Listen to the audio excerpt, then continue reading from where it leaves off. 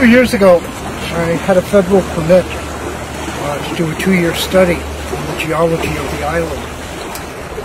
And to me, geologically, this is the most interesting place. Now, you may look at this and go, oh, but it's not fantastic rock, it's sandstone.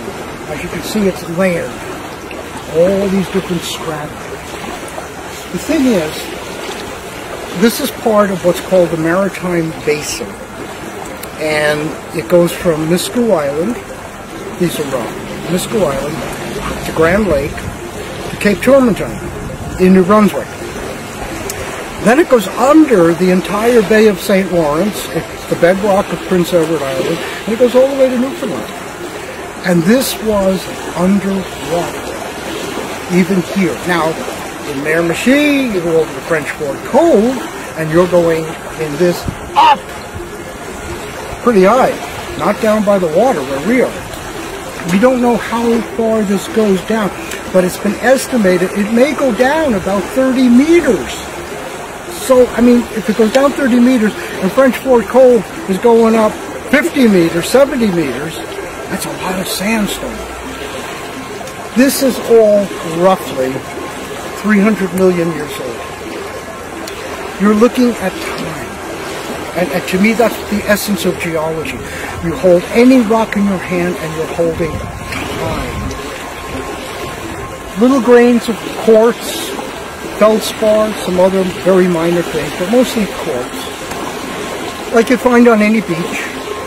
And yet, when you look at these things, and just look at this here, I pointed out here, you look at these layers, each one is laid down at a particular time, under particular circumstances.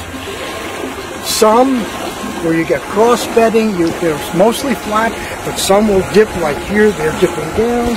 These are all kind of coming down. It wears away. We just passed one back there that fell down.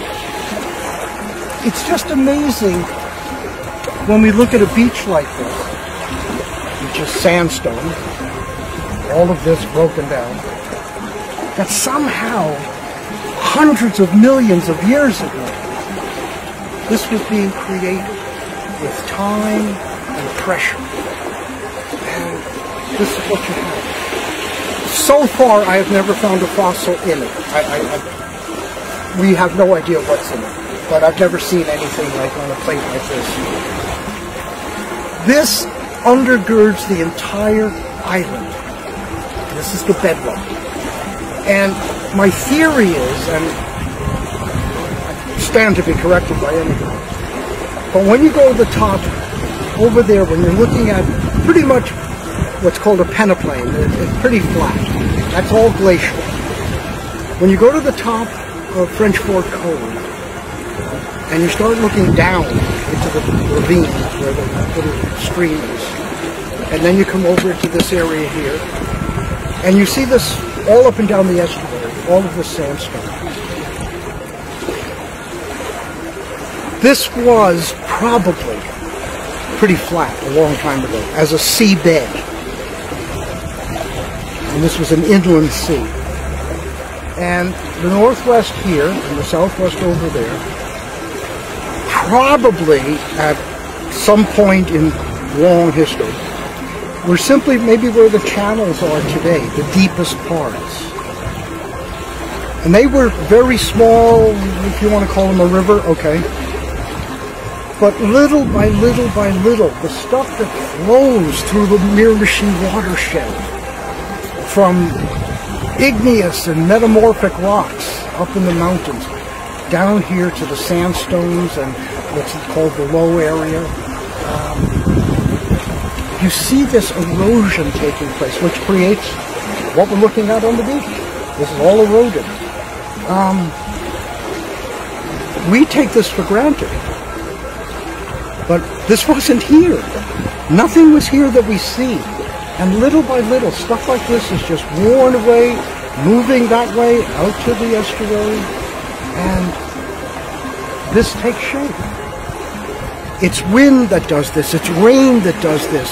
It's snow that does, ice that does this. You can see even here how wet it is down here. The water comes in. Probably at a really high tide, it may come up to here. That's the way it looks. This is wet down here just from last night. Little grains of sand pulled away, thrown down here. So everything here